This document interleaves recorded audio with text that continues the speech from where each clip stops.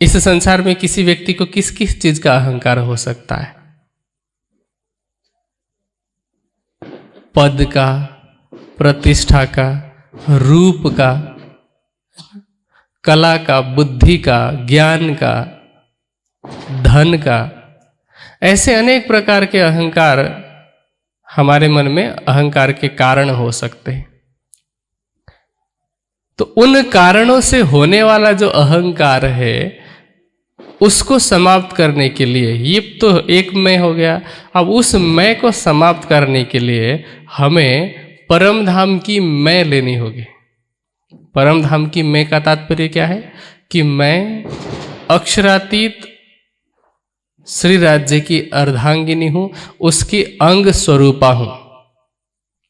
है तो वो भी मैं है ना, उसमें भी सुनने में तो ऐसा लग रहा है कि उसमें भी कहीं ना कहीं अहम है, लेकिन वो इस संसार का अहम नहीं है, वो परम धाम का है। और उस परम धाम के भाव में कोई विकार नहीं है, क्योंकि जब हम सब परम धाम की मैं लेंगे कि हम सब परम धाम के हैं, आपस में अहंकार का भी विचार ही नहीं होगा, अहंकार का व्यवहार ही नहीं होगा।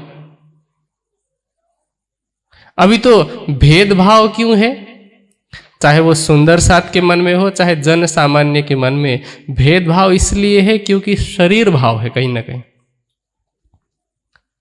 शरीर के नाम से, शरीर के गांव से अथवा शरीर के स्थान से, शरीर को जो पद दिया गया है, उपनाम दिया गया है, उसी से तो हम सब जुड़े हुए हैं।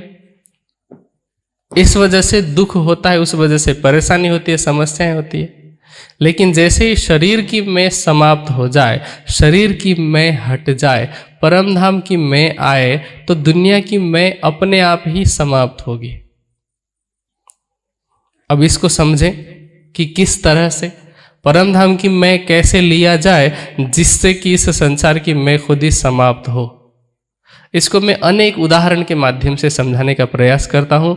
जिसको जो उदाहरण सही लगे, सटीक लगे, जिसको जिस उदाहरण से समझ में आए उससे समझ लेना।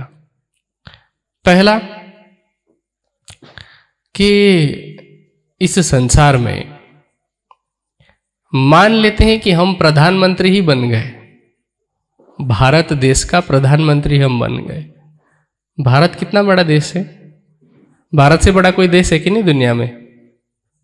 क्षेत्रफल के हिसाब से, भावनात्मक रूप से हम, दुनिया का प्रत्येक व्यक्ति अपने राष्ट्र को सबसे महान मानता है, जानता है, ये अलग चीज है। लेकिन क्षेत्रफल की दृष्टि से कहा जाए तो भारत से बड़े देश